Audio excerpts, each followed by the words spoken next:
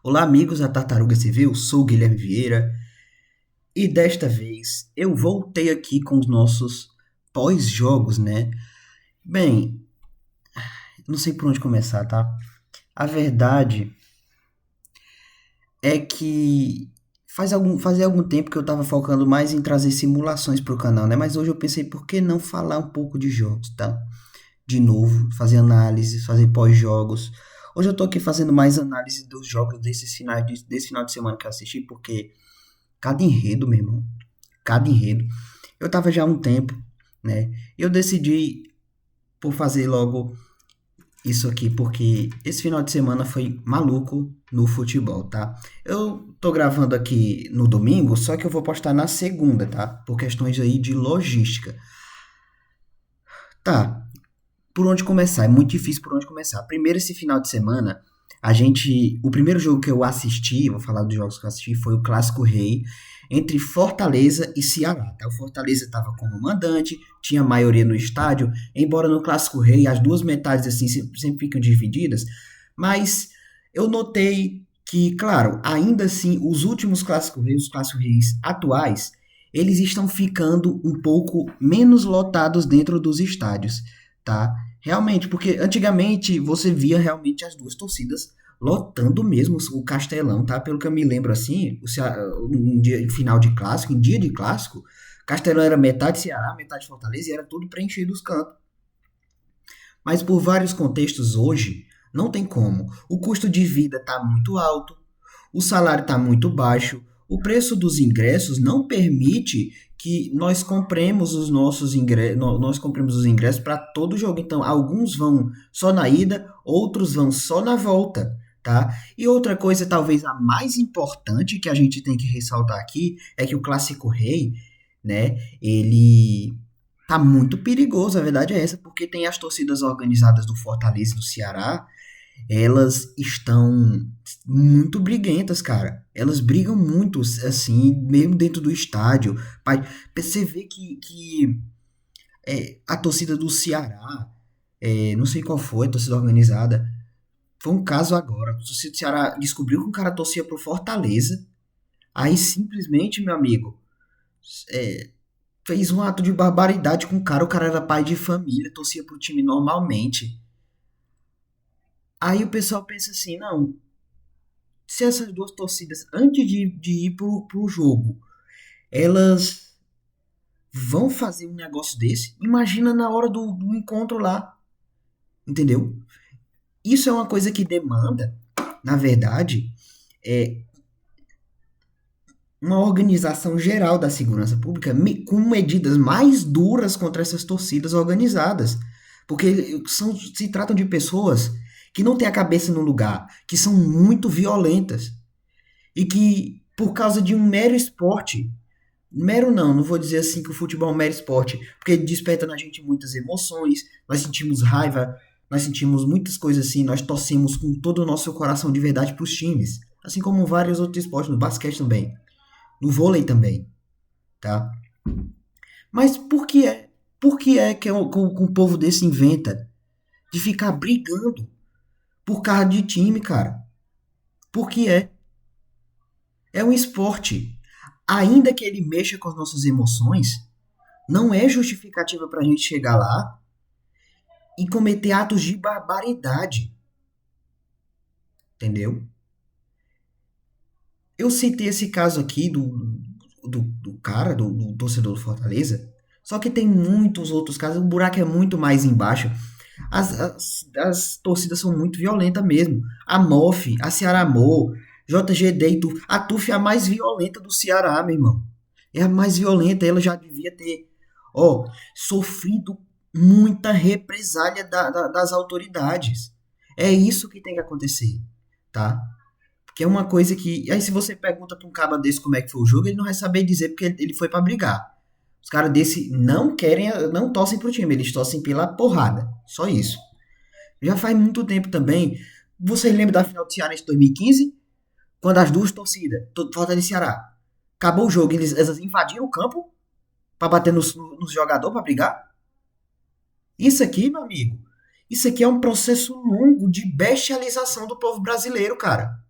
A gente já está passando por uma polarização política incrivelmente intensa, de um lado petista, de um outro bolsonarista, aí essa polarização são dois lados muito extremos, né? Aí você vem a terceira via, que, cara, o Ciro Gomes não, é horroroso. Ele parece que tem, eu não sei exatamente, mas pelo que alguns analistas dizem, algumas pessoas que eu sigo dizem, ele tem umas propostas ruins. O meu pai gosta dele, né?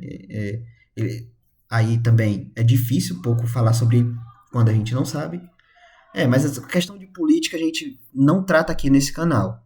Embora eu acabei de citar, tá? Mas a gente também tem o movimento Brasil Livre, que simplesmente quer copiar o bolsonarismo, o petismo, as estratégias, traindo todos os seus princípios aí pelo fundão eleitoral, tá? É uma maneira de citar que o povo brasileiro já está bestializado. A criminalidade está cada vez mais aumentando por causa de falta de investimento dos governos, ou da bandidolatria mesmo, tá? Isso é um projeto de contracultura, tá? E, assim, seja você de que lado for, eu vou culpar um pouco mais a esquerda, tá? A esquerda que tem esse negócio de, não, a perspectiva do oprimido, aí eles inventam uma coisa para dizer que o bandido é oprimido, que ele vê, assim, da pobreza, que os fins não justificam. Para esquerda que não tem a moral baseada em princípio divino absoluto, né? Os fins justificam os meios. E eu vou dizer da mesma forma para a direita bolsonarista, tá? Que justifica. Eles foram para frente dos quartéis pedir golpe militar. Vocês têm ideia do que é isso? Pedir para que haja uma ditadura militar. Ou talvez não isso, mas um golpe militar. Não foi, na minha visão, vou ter que tratar de política, que é o jeito, mas na minha visão, Bolsonaro perdeu porque ele foi incompetente, cara. Ele foi incompetente. Ele entregou o Brasil na mão do PT, fazendo tudo que o PT queria. Ele não freou o Supremo Tribunal Federal. Quando o projetozinho de limitar o poder do Supremo Tribunal Federal passou na mão dele, ele vetou. Ele vetou. E aí continuou sendo uma arma para o PT. Entendeu? CPI da Lava Toga, faltou uma assinatura que era do filho dele, a do Flávio Bolsonaro. E cadê a assinatura? Nada. Nada. Aí você tem o Movimento Brasil Livre que veio aqui, não, quem usa fundão eleitoral é canalha. Vem Renato Batista, vem Kim Kataguiri, bom parlamentar Kim Kataguiri, tá? Vem o Arthur do Pau, embora o Arthur do Pau tenha feito aquele discurso das ucranianas pesadíssimo, absurdo, ele também vinha com esse discurso de, não, sem fundão eleitoral, Renan Santos. De repente, uma mudança lá no Movimento Brasil Lixo, e eles começam a querer mamar no fundão eleitoral, cria o Partido Missão, ali aquela farsa totalmente grande, onde o poder é centralizado nas mãos de Renan Santos e Arthur do Pau, entendeu? Mas é isso. E por causa disso, né, poucos estão alertando a maioria de que eles estão errados. E esse povo, né, tem uma dissonância cognitiva. A realidade, ela bate de frente com a dissonância cognitiva da gente. Não tem o que fazer. Não tem.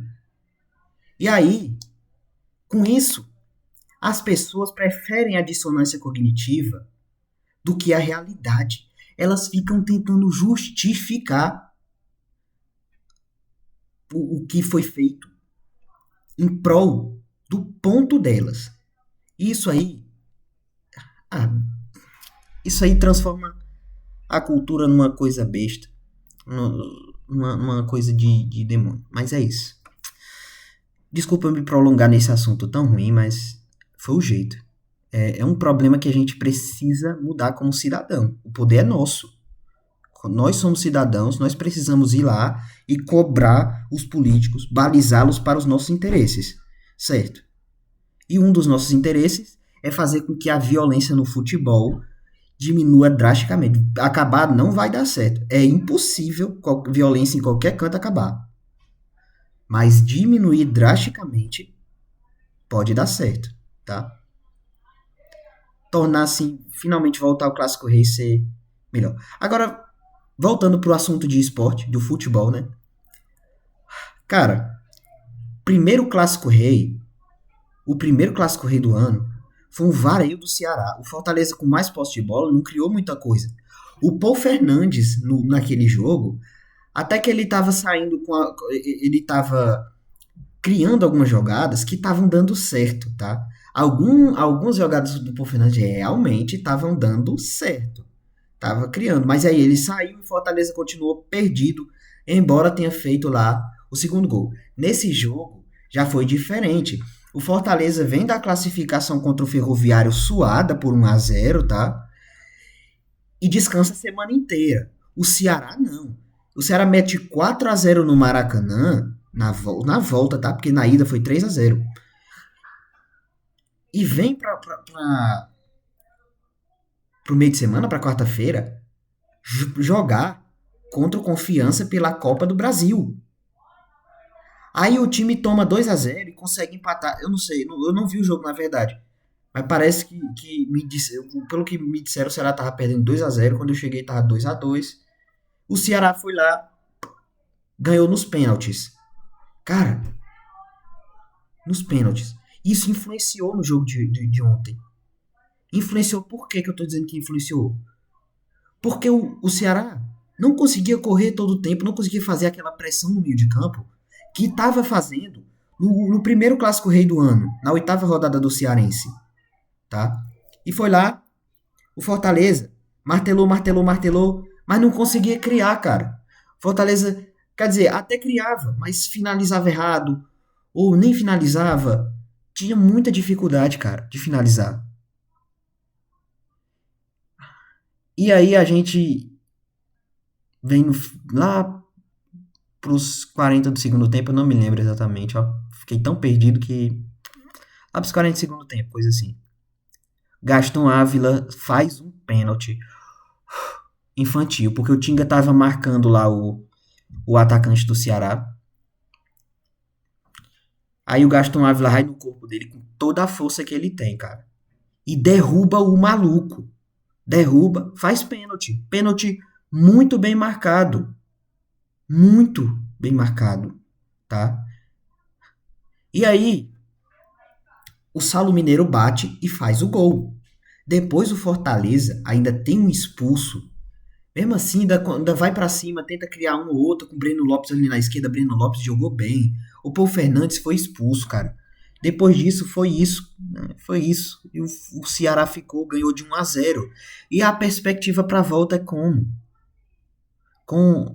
Agora, os dois times têm tem uma semana inteira pra descansar, entendeu? Os dois times. Aí o Ceará vai vir descansado, tá? Como mandante, ele vai ter a maioria um pouco do público, assim. Maioria. E vai ser difícil, tá? Vai ser difícil. Não sei se... Eu acredito que o Fortaleza possa conseguir, mas tá muito... Como torcedor, eu vejo um time do Fortaleza que não tem mais garra para vencer clássicos contra o Ceará. Já é praticamente o 7º jogo que a gente tá sem vencer o Ceará, entre empates e derrotas. E é isso. Bem, aí domingo, hoje, né? Domingo, eu comecei assistindo Arsenal e Chelsea. Cheguei a pensar em assistir Celtic e Rangers, que tava passando. Mas não, vou assistir Arsenal e Chelsea, assistir pelo celular, né? Aí a internet estava meio ruim, a minha. Eu tive alguns problemas para assistir, mas eu consegui saber um pouco do jogo. O Mikel Merino fez um gol de escanteio. Parece que fazia 2 meses, cara, que o Arsenal não fazia um gol em bola parada com escanteio, cara. O Mikel Merino subiu lá e fez o gol. E esse foi o gol que deu a vitória do Arsenal. Foi o único gol da partida. Pelo placar mínimo, o Arsenal venceu o Chelsea por 1-0, tá? 58 pontos na Premier League, quarta de final da Champions contra o Real Madrid. Não sei se o Arsenal desse jeito aí vai conseguir passar, tá? Porque ainda assim, o Chelsea teve posse de bola, tá? Criou alguma uma vez ou outra, o Arsenal deu uma ou outra brecha. O Chelsea não aproveita. O Real Madrid é outra coisa. Se der uma única brecha, ele aproveita. O Arsenal sabe controlar o jogo? Sabe. Sabe. Mas o Real Madrid, ele já lutou contra um City que controlou o jogo melhor do que o Arsenal em 2021-22 e venceu esse City. Na temporada seguinte, ele foi eliminado por esse City por uma goleadaça, porque não soube fazer a mesma coisa do ano passado. E aí, agora, no ano passado que o Real Madrid foi campeão de novo, o Real Madrid faz a mesma coisa, consegue empatar de um City que controlou o jogo de cabo a rabo. Empatou, levou para os pênaltis e tome, ganhou. Aí agora, o Real Madrid ganha do Atlético de Madrid, que também controlou o jogo, o segundo jogo à volta. E ganhou por 1-0. Só que já tinha perdido o jogo por 2-1. E acabou que o gol do Julián Álvares foi anulado naquela regra maluca lá, né? E beleza. O Real Madrid conseguiu, com o gol do Rudiger finalizando, passar mais uma vez nos pênaltis. Ou seja, o Arsenal vai ter dificuldades. O Arsenal talvez nem passe, embora tenha metido a P no PSV, mas é o PSV contra o Real Madrid. O que vai ser? Olha a diferença. O PSV ganhou a Champions uma vez, eu acho, na vida. O Real Madrid, 15. E atualmente ele é o melhor time até agora. Quer dizer, mais ou menos. Na prática, o melhor time da temporada é o Barcelona. Tá?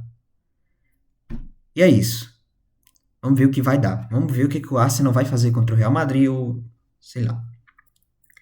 Depois desse jogo, eu fui assistir a coisa mais triste ou talvez feliz, eu não consigo distinguir. Pra mim foi triste porque eu sou torcedor. Liverpool e Newcastle, final da Copa da Liga Inglesa.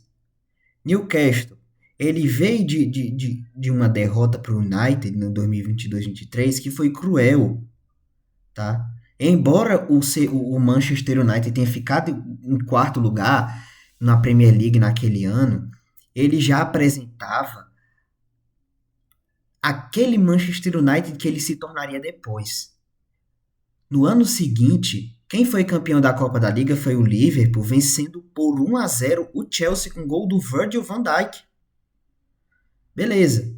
Nesse mesmo ano, o campeão da Copa da Liga, Manchester United, fez uma das piores campanhas deles na Premier League, ficou em oitavo. E, e só ganhou a FA Cup porque o City não conseguiu criar nada depois. O City praticamente se abateu um pouco depois que foi eliminado pelo Real Madrid na Champions. Embora ganhou do Chelsea lá no Etihad, ganhou a Premier League em cima do Arsenal na última rodada. Mas se abateu um pouco. Se abateu naquela final e perdeu. O Mainu fez o gol do 2-0. O Manchester City ainda diminuiu, mas acabou sim, 2-1 e o Manchester United venceu a FA Cup, né? Naquele ano.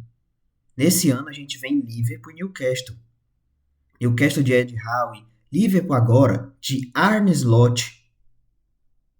Arne Slot. É o treinador holandês do Feyenoord. Desconhecido. Ninguém sabia muito dele. Chegou arrebentando no Liverpool.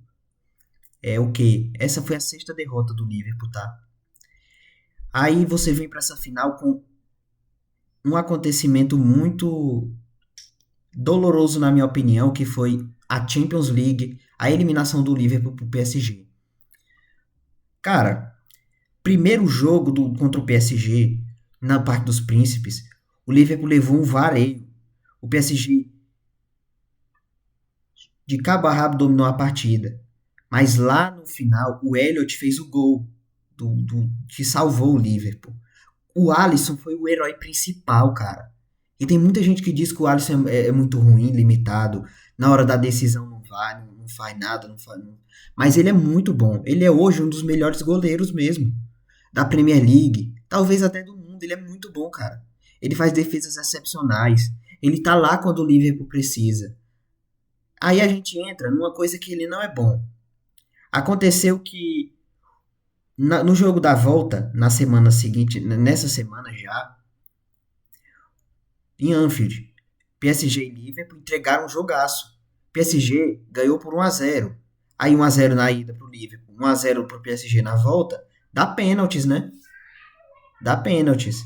Aí o Alisson não pegou nenhum. O Curtis Jones, né? Perdeu dele. O Darwin Nunes, que, pelo amor de Deus, cara, o Darwin Nunes não deu certo no Liverpool. Tem que tirar ele ali. Tem o Chiesa aí pedindo passagem. Tem gente aí que pode jogar melhor. O Gakpo tá lesionado, mas o Chiesa pode entrar ali, pô. Chiesa é bom. Aí o Alisson não pegou. Ele não consegue ir bem nos pênaltis mesmo, mas é um goleiraço. É um ótimo goleiro. É o melhor goleiro brasileiro que nós temos. Ele é melhor que o Ederson. É isso, tá? E aí o Liverpool chegou para reerguer a cabeça contra o Newcastle nessa final da Copa da Liga em Wembley, tá? E o Liverpool em primeiro lugar, disparado líder, praticamente campeão. Faltam só alguns jogos para confirmar. Isso se não pipocar. O Newcastle sexto colocado com dificuldades esse ano, entende? O Newcastle tem dificuldade bastante. Não é o Newcastle que foi para Champions, entendeu? Não é. Mas ainda assim, Ed Howe experiente com as derrotas. Aprendeu certo. E aprendeu mesmo. Olha o que ele fez. Olha só, olha, o jogo foi. Newcastle foi melhor que o Liverpool, cara. Muito melhor. O que foi que aconteceu? Primeiro tempo, todo mundo entusiasmado. Aí vai o Liverpool, atual campeão. O Newcastle querendo ganhar um título depois de 70 anos. Entendeu? 70 anos ganhando um título, sem ganhar um título nacional, porque teve a Intercities Cup, né? Então é antes de 70, mas título nacional é 70. Entretanto, o Newcastle jogou melhor. Aí no final do primeiro tempo, o zagueiro, o atacante, o zagueiro, altão, bicho. O McAllister tava marcando ele. Faz tempo que o narrador tava dizendo. O McAllister não pode marcar o Burn, não. O McAllister baixinho, o Burn altão. Gol. Era só que podia, cara. Por que ninguém foi marcar ele em vez do McAllister? O cara fez o gol. Aí abriu o placar, a torcida do Newcastle gritou. Yeah! Gostaram demais, aí sim. Bicho. Aí o Liverpool, no segundo tempo, tentou também, não conseguiu. Porque o Newcastle estava marcando bem. O Joelinton fez a partida da vida dele, cara. Joelinton marcou muito, muito bem. Ele talvez para mim foi o craque do jogo. Joelinton, porque ele apareceu em tudo quanto é canto. Joelinton, tá? Ou Joelinton, né? Como os ingleses chamam, tá? Aí, parabéns. Depois, assim, o Newcastle foi fazer um segundo gol com o Isaac. Entendeu? O Isaac jogando muita bola nessa temporada. Tem 23 gols na temporada até agora. Um garoto bom, cara. Um garoto bom. Foi lá e fez o gol. Fez o gol 2-0 pro Newcastle. O Liverpool foi para cima. Arnizotti fez umas substituições. Colocou o Chiesa e o Elliott. Cara, o Elliott não começou na partida contra o Paris Saint-Germain. Faz tempo que ele tá pedindo para ser titular. O McAllister não tá fazendo lá aquelas temporadas dele. Soboslai também não. O Luiz Dias também não. O Luiz Dias, embora seja um jogador excepcional, mas ele não tá fazendo mais aquela temporada que ele fazia, cara. É sério. O Liverpool tá cansado. E não contrataram ninguém. A FSG, como a do Liverpool, não contratou ninguém, cara. E o Liverpool precisa de elenco. Tem o Ataruendo, beleza. Tem Chiesa. Tá. Bons jogadores.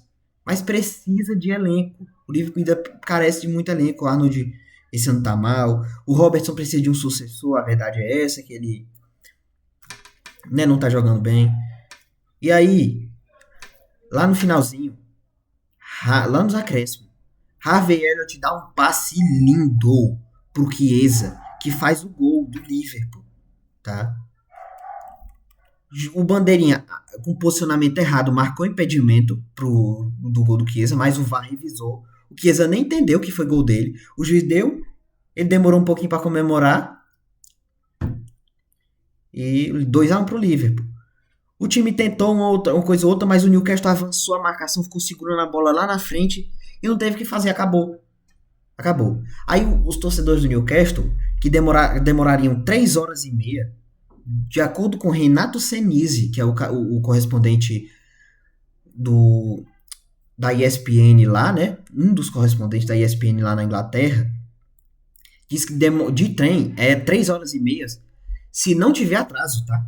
Se não tiver atraso ou cancelamento, que é uma coisa que acontece recorrentemente na Inglaterra. E o torcedor do Newcastle passou por isso, mas valeu a pena. Valeu a pena porque gerações e gerações não viram o Newcastle vencer um título nacional. E finalmente agora eles vencem com o Liverpool, que só restou a Premier League, tá? Tomara que não perca, tomara que não entregue o título pro Arsenal, né? Pro Arsenal é difícil, mas beleza.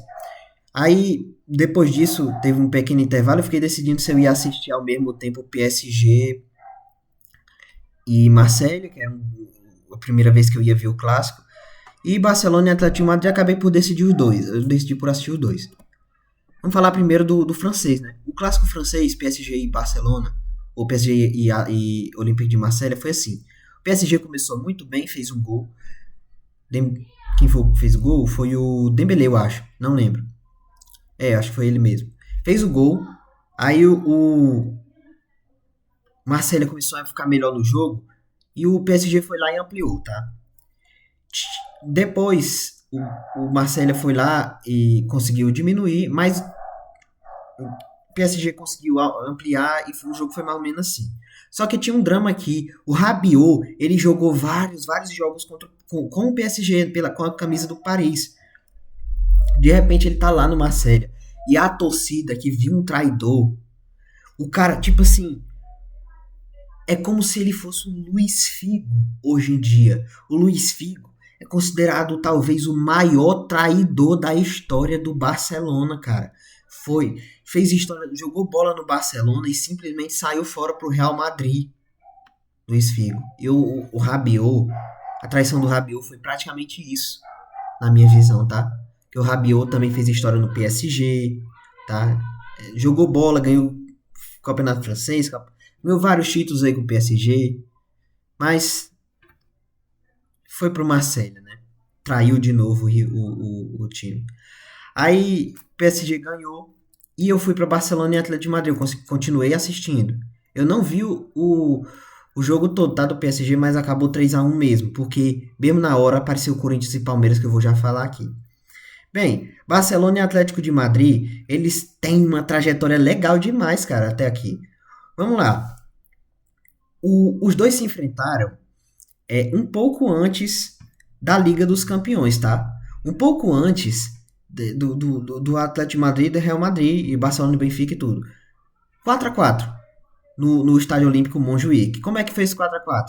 O Atlético de Madrid, em 6 minutos de jogo, 6 minutos do primeiro tempo, tava 2-0. Julián Álvares e Griezmann, um dando assistência pro outro também. E, cara, quando eu pensava que, assim, o Barcelona não vai passar, o Barcelona não vai fazer nada.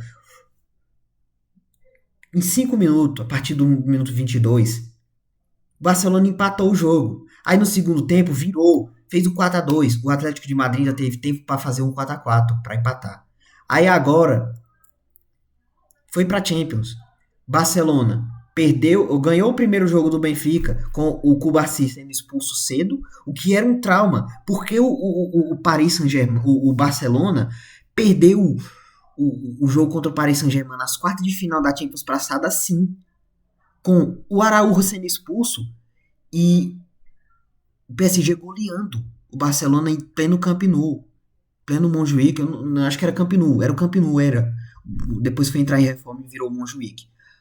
E cara, depois ainda teve o Mônaco na fase de liga que foi a mesma coisa. O Barcelona teve um expulso e perdeu o jogo por 2-1. Só que aí o Hansi Flick administrou muito bem o time. O Rafinha conseguiu uma bola ali de um passe errado e fez o gol. Rafinha, candidataço à bola de ouro, tá? Fez o gol. No jogo de volta, o Barcelona minou e dominou. E ganhou. 3-1. 3-1. E passou. Tá nas quartas de final, vai pegar o Borussia Dortmund. Tá? E vem pra esse jogo aqui, no Riad Metropolitano agora. Veio, né? Veio com um jogo a menos, porque o médico do Barcelona, um dos médicos do Barcelona acabou morrendo. E o jogo contra o Osasuna foi adiado em homenagem a esse médico, tá? Porque o pessoal ficou de luto. Meus pêsames aí à família do médico que o perdeu. Mas, cara, eu tô me estendendo bastante aqui, né? Mas é necessário, porque vamos falar um pouco do Atlético de Madrid. O Atlético de Madrid, ele ainda assim conseguiu se classificar entre os 8 na fase da Liga, tomando 4-0 para esse Benfica que o Barcelona eliminou, tá? E eu acabei de falar da Copa do Rei, tá? Entre o Barcelona e o Atlético de Madrid. Depois, o Real Madrid foi lá contra o Atlético de Madrid, jogou, os dois jogaram. Primeiro jogo, no Bernabéu, o Atlético de Madrid perdeu de 2-1 com o gol do Brahim Dias, aquele passe mágico do Valverde, noite de Champions inesquecível e tudo. Aí a volta. O Atlético de Madrid faz 1-0, mantém 1-0, Vini Júnior perde um pênalti, mas aí não deu, né? O Julián Álvares escorregou, a bola bateu no pé esquerdo dele, ele chutou com o pé direito, né? A bola fez uma trajetória estranha e depois de revisado o gol foi anulado. Meio que o Rudiger finalizou, a bola quase não entrou, quase que o Black pega, mas foi isso. O Atlético de Madrid não passou pelo Real Madrid, é uma freguesia enorme. Cara, a Champions tem sido muito injusta com o Atlético de Madrid, tem sido muito privilegia muito, assim, entre aspas, o Real Madrid, que é o mais competente aí na Champions, né? Mas é isso. Aí o Atlético de Madrid vinha aqui tendo só a La Liga agora. Só a La Liga e a Copa do Rei ainda, né? A Copa do Rei ainda tem esperança do Atlético de Madrid vencer. Aí chega aqui, o Atlético mete a retranca contra o Barcelona. O time do Barça não conseguia jogar, cara. Não conseguia criar uma jogada. O Rafinha tava errando tudo, o Yamal também, tá? Aí, pum, 1-0 Atlético. Pum, 2-0 Atlético de Madrid. Aí eu pensei, não, segundo tempo vai perder. Droga, o Barcelona vai perder. Desse jeito aí tá difícil. Aí de repente o Inigo Martínez recebe uma bola, consegue girar sobre a marcação, coisa que um meio-campista que deveria fazer, um zagueiro raramente faz, ele fez. Girou, mandou a bola por cima, o Lewandowski domina no peito e faz o gol. Dá a bola no Lewandowski. E eu tava pensando assim, o Lewandowski, ele não é um cara muito bom de construir jogada, mas ele é o cara que se posicionar certo, tá lá. E faz o gol. E foi exatamente o que ele fez, se posicionou certo e fez o gol. 2-1. Aí eu, beleza, eu acredito, dá certo. De repente, nos, nos 40 do segundo tempo, 35 do segundo tempo, nas bolas de alguém que tava errando muito, nos pés de alguém que tava errando muito, Rafinha, candidato à bola de ouro, talvez o que ganhe, tá? O Salah não vai ganhar a bola de ouro pra mim. É claro, por causa da Champions, mas porque nos jogos grandes ele pipocou, sério mesmo. Ele não entregou o que o Salah pode entregar. Mas o Rafinha, em jogo de título, como foi a Supercopa, conseguiu, tá? Tem muito mais consistência. Na Champions ele brilha também, entregou tudo. Rafinha vai ser o bola de ouro pra mim. A não ser que interpretem errado de novo, que nem no ano passado, tá? Rafinha cruza, Ferran Torres de cabeça empata. Ferran que entrou no lugar do Dani Olmo. O Dani Olmo é um jogador muito bom, fez uma partida boa, mas com ele não estava funcionando ali. Aí o Ferran entrou, fez o gol. De repente, mais um que errou. Lamine Yamal. Ele bate, a bola desvia no defensor. mata o Oblak e vira. Incrível. E no último minuto do jogo, ainda teve outro gol, que foi o Ferran Torres de novo. O Barcelona fez o 4-2 e não deu tempo do Atlético de Madrid empatar. E aí, Barcelona ainda líder da La Liga, acho que nos critérios de desempate com o Real Madrid. Tem um jogo a menos, tá? Barcelona pode ser multicampeão esse ano, cara. Eu estou confiante, ó, de que o Barça vai fazer a diferença, tá? Que esse ano, Barcelona de Hansi Flick vai levar pelo menos 2 dos 3 títulos que está disputando, tá? E beleza.